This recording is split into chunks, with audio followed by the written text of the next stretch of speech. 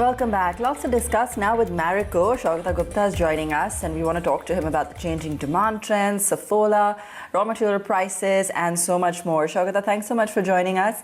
Let me kickstart with really the demand scenario, how you see it shaping up in Q3, and whether or not you've really seen any significant shifts in consumer patterns that would be perhaps, settling in as things start to normalize. So I would say two things. One, I believe that if you look at it, I think we started seeing green shoots of recovery in the previous quarter itself. And I think we are fortunate that over the past few weeks, in spite of the earlier fears that there will be a second surge of COVID in post-Diwali, that has not happened. As a result, I think we are seeing the demand continuing to be stable in Q3. The two shifts which we are seeing is that I believe urban sentiments continue to improve, especially that people are slightly far more confident about going out and doing their activities. As far as channel is concerned, I think modern trade will recover and rural continues to do well. So in terms of run rate of the sector, I believe that Q3 will be as good, definitely as good as like in Q2. Report, packaged staples like rice, edibles, oil saw about an 11 times growth that was versus metro cities. So that's the kind of growth that we saw in rural markets across those staples. Tell us in particular the demand for Saffola in October and November, how that's panned out. Have you actually gained market share? So to be fair, I think Saffola is a very urban-centric brand. So our presence in rural is definitely very, very limited. As far as Saffola is concerned, however, yes, I think consumers are preferring trusted brands. Consumer prefer, I think in a case of a lot of categories where there is a movement from unbranded to branded, consumers are opting for something which is hygienically packed, something which are trusted brands in these times. And therefore, in any such category, we are seeing a shift from unorganized to organized and perhaps a permanent reset in market share. As far as Saffola is concerned, as I said, that it is slightly urban-centric. Having said that, we continue to experience good growths in Saffola.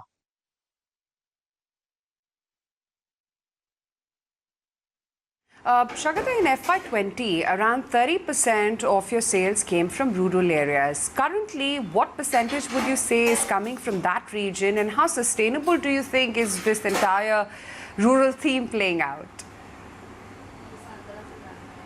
See, as far as rural is concerned, there are structurally 2-3 shifts that has happened. First, I think the monsoon has been good, the crop has been good. Secondly, I think the direct benefit transfer of all the benefits that happened post-COVID, that is going back to the actual recipients. And lastly, I think there has been a significant reverse migration that happened. So all these three delivered the growth for rural. Having said that, you must also realize that last year, rural demand was stressed. So therefore, in terms of baselining, it was lower. And number two, because of COVID, which impacted far more urban areas, including lockdown, plus a movement of people from urban to rural, there was obviously a kind of a lower disposable income available, and especially at the bottom of pyramid in urban. So I think rural is continue to grow. But the second shift that has happened is that because of COVID and other disruption in the supply chain, brands and players with direct rural distribution have had significant gains. And therefore, even if the rural category growth has not, even if it stabilizes, brands with direct rural distribution will continue to gain market share in these areas. So I would say that we are seeing definite increase in market share in rural. While I think the category growth, obviously, while it is better than urban, I think it will stabilize in some time. Sure. Saugata, there's also inflation seen in rice as well as bran and sunflower oil prices as well. While you've managed to pass on some of the price hikes to consumers, will you be able to looking to pass through the full increase, however, in commodity? So we have taken some price hikes in Saffola. I think, I believe at the end of the day, we have to balance the needs of the consumers in terms of providing value, as well as I think the market has significantly moved up, and therefore we have taken certain price hikes. And I believe that the prices will cool down. So it is a transient this kind of inflation is transient. It can't be supported by long-term global demand. So therefore, we expect things to cool down. Having said that, I think we have balanced in the sense that we have taken 1 or 2 price increases in the entire Saffola portfolio. Okay, what about copra prices, another key raw material there? Let's talk about that. If there is a significant increase going forward, is that something you'd be able to pass on to consumers given the current scenario? So actually in Parachute, we have taken a price drop in terms of price of promotions which have been running. Yes, there has been a increase in copra prices in this quarter as compared to quarter 2. Having said that, again, I think we will be again selective in terms of running these price offs. In the case of copra also, in terms of the visibility of the crop which we have, and the fact that as you know that a lot of copra is grown in Tamil Nadu and Kerala, which are also which receives what is called the northeast monsoon in addition to the southwest monsoon. And the northeast monsoon rains have been very good. The crop is good, and again we believe that some of the inflation in copra we are seeing is transient, and therefore we will. And we obviously, the way we operate, it's not that we have a cost plus kind of an approach into Parachute, because we do have strategic positions. So we are reasonably comfortable, and we believe that the prices will cool off sometime in quarter 4. What about the performance of, VAHO segments? Talk to us about that. Any signs of recovery in the premium ones? So as far as the value-added hair oil is concerned, I think last year we had a issue. We started delivering growth. We delivered around a single-digit, mid-single-digit growth, 4% kind of a growth in the previous quarter. And we believe that this growth trends will continue to improve as we hit Q3 and Q4. As far as value-added hair oil is concerned, the mass segment, the mid segment, or the bottom of pyramid segment is continuing to do well. At the top end, our participation is limited, which is the premium non-sticky part. There is a little stress, but again, that is the part which is discretionary. But we are seeing all categories in the discretionary continue to sequentially improve quarter on quarter. Right. You've also entered the health hygiene segment by launching many new products like sanitizer, veggie cleaner, etc. How exactly is the performance of both these products, and do you think this is going to be a long-term trend now post the pandemic with consumers? I would let me break it up into 2 parts. First is what I call the hygiene and the sanitizing part, and the second is the immunity part. As far as sanitizing habit is concerned, obviously the habit of whether it's hand wash, using sanitizers, I think it has grown manyfold.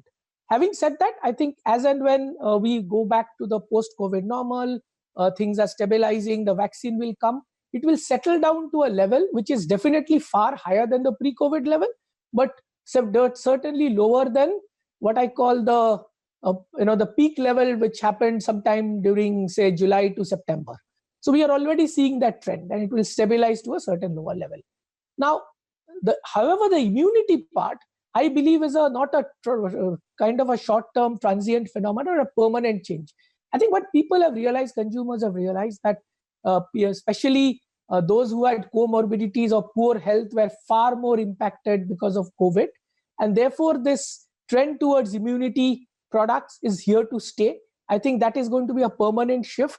And we are far more aggressive in that part of the segment. I think I believe that segment is growing. It has tailwinds, and therefore it has enough space for multiple players to participate and grow that segment.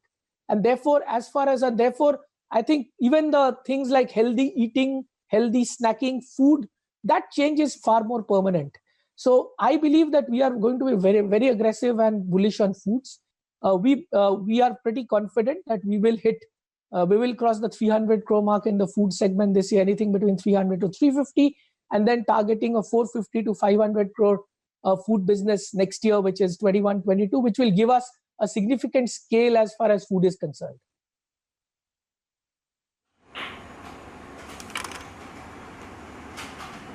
Sure. Also, Saugata, wanted to understand, while Bangladesh has managed to do well for you as a geography, give us an understanding about how the performance of the international business has been, especially the MENA region as well as Vietnam. So I think as far as international business is concerned, fortunately, we have a significant part of the portfolio, around 75% of the portfolio coming from countries which have not got impacted by COVID, where the GDP growth continues to be good, which is Bangladesh and Vietnam. I think Bangladesh, we continue to trend well. Vietnam, there were some, the business which we are in was significantly discretionary, I think.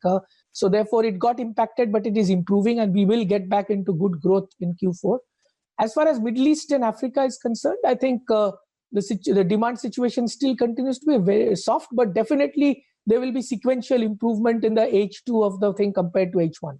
So I think, as I said, that 75% of our international business are pretty, I think, on reasonably solid ground. And we believe that as far as international business is concerned, our endeavor to get into double-digit growth should happen definitely by Q4. Okay, what's your market view, or sorry, what's your stand on the current, current uproar that we've seen when it comes to the purity over honey? Shog, that'd be great to get your view on that. And also in terms of market share in honey, have you seen any gains there? So let me first start off by saying our endeavor is to provide the best quality product for the consumer. And we launched honey sometime in end June, July, and we wanted to ensure that the consumer gets the best-in-class standard of honey in terms of purity.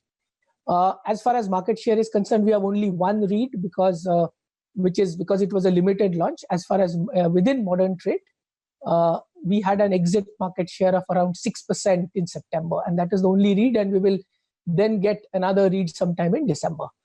I think our endeavor, as I said, is to provide the best in quality.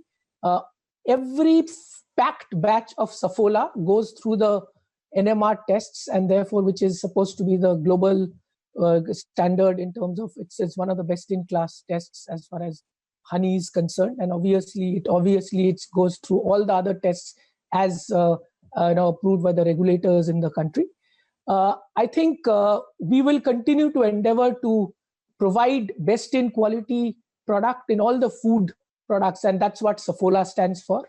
And as you know, if there are any doubt, I think we have asked all consumers to write into us, and we will give them with the picture of the batch and the pack, and they will get a certificate within 24 hours of authenticity of purity. All right, Saugata, appreciate your time. So glad you could join us.